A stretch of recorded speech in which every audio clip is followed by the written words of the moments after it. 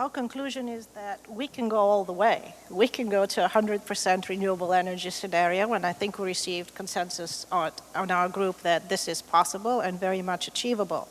We actually put our discussions in a context of the three drivers, which is government, industry, and the role of government, and the role of civil society and NGOs. Everything was a discussion about how do we bring technology in the most capital-intensive industry of all, which is energy, which straddles also the water issue, since energy uses about as much water of our freshwater reserves as agriculture does. So if we're talking about the big issues for the 21st century in terms of climate and water, energy, it needs to be an industry that we tackle. Energy is also connected to transportation. What is going to be the future of the transportation sector? And when we talk about energy, we cannot have a holistic picture unless we involve the transportation sector. Energy also straddles IT, because unless we tackle the issue of smart grids and how smart grids are incorporated from the home all the way up into the grid, we are not going to be able to solve the issues. We had a very interesting panel discussion where we had presenters that basically said, we do have enough renewable resources to meet 100% of our energy needs, even by wind alone, if we were to capture some of those resources and if we were able to store and transport these resources, which of course brings another challenge. We also had a presenter that focused on the next level of technologies, which is what do we do about making renewables dispatchable or making renewables available 24/7 because they're not. What are the innovative storage technologies that also straddle the transportation sector? And our presenter from Evotics was able to present solutions that are a cross-section between electric transportation and, of course, energy stability and dispatchability of renewables. Our next speaker was even more interesting. That was John McBain, and he had a presentation on Europe 2050, which also focused on the 100% renewable energy scenario in terms of energy and transportation. I think the one challenging area that seemed to be available to all was aviation and agriculture. So we don't have a completely 100% scenario there, but we're pretty close. He drives a Tesla, and he was able to testify as to the effectiveness of the Evotics batteries, and the lithium-ion solution, which of course, I used to drive an electric vehicle as well, is a faster, cleaner, cheaper solution, and you can drive 100 miles for $1, which is of course something that hits your pocketbook immediately. We also focused on the technologies of the future and making sure that they're incentivized. And this is where the role of industry came in. The role of government was focused on what are the frameworks, what are the standards, how can we make it transparent so that everybody understands what the level playing field is or what the rules of the game are. Because a lot of people have different standards right now, and there's no real transparency. There needs to be cooperation on the local, international, and the national levels, of course. We need to have a very solid feed-in tariff legislation that sends the right investment messages, because investment in renewables is absolutely critical. We need to have regulations and standardizations for technologies and even for definitions, because even what I've heard today, what is a smart grid? Utilities define it one way, IT defines it another way. We heard LG representatives, they define it a third way. So we even need to have a definition standardization. It's very important for agencies like UNEP and IRENA to step up to the plate and make sure that they become the brain trusts and the leaders for such innovative technologies, and even for the language and being able to do technology transfer and effective legislation frameworks, which are very important, we believe. We also had an idea that it would be good, apart from having a global feed-in tariff, which again sends the right messages for the right incentives, to have a global renewable energy investment fund that would focus on microcredits and being able to deploy renewable energies to rural areas much faster, because we know that that is lacking right now. On industry, there was a lot of discussion about industry, the role of industry, and how can industry, apart from being cutting edge, and we heard a lot about cutting edge technologies and cutting edge industries.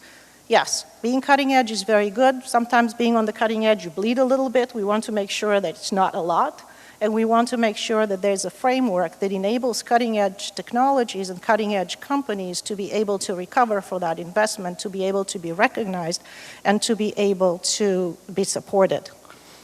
Technology and R&D is very important. How do we support research and development for renewables? How do we support companies that invest in research and development? And how do we send the right messages? Long-term investment and long-term incentives for a broad variety of renewable energies we felt were very critical. And in order to create very vibrant markets and in order to create industries that cooperate with each other on a very substantial level. We then went into the discussion of what is civil society and what is the role of media and NGOs.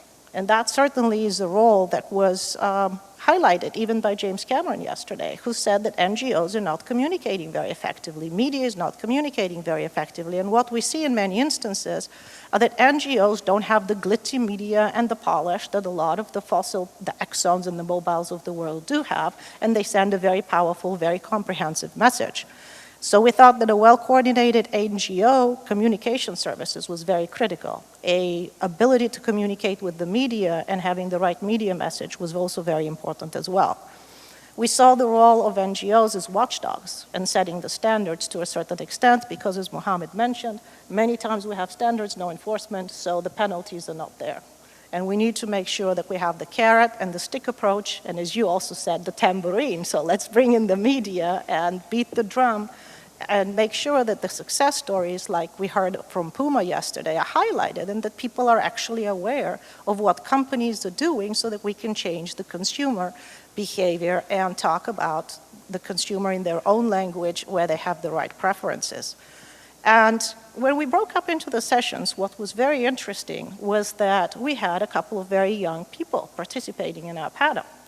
And one was a very young girl, maybe 10 or 12 years old. And she raised her hand and she says, well, what about us, the children? What are you doing? You have all these conferences. Why don't you have a parallel kids session or a parallel youth session and talk to us in our language, because we are the future consumers. We are the future for this industry. We want it to be green.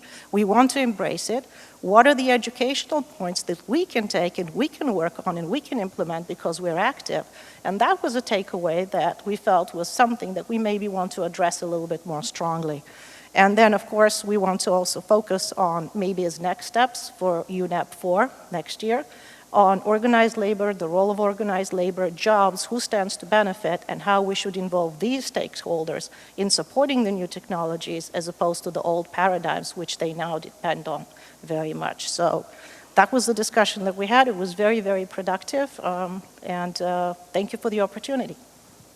Thank you very much, and we will try to see to what extent we can take up your challenge in better organizing our event next year and bringing the youth to be more proactive, not just on a side event, but to be more proactive in the discussions and give them the specific role, not to just treat them as kids to be given something, but the ones who will take the decision in the future.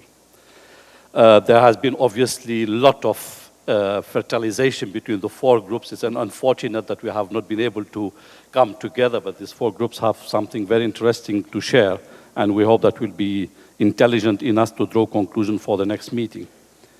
Mr. Gavin Power, yesterday President Lee, when we of course started with this issue of climate change, energy, and so on, has been very clear. The biggest challenge ahead of us is water. So we're talking about energy, we talk about climate change, but water, without water, there is no life. We can still survive without things, but water. So to what extent your discussion on innovation and partnership have been fruitful in order to give us some solutions and some way ahead on that? Please, of course, take the floor.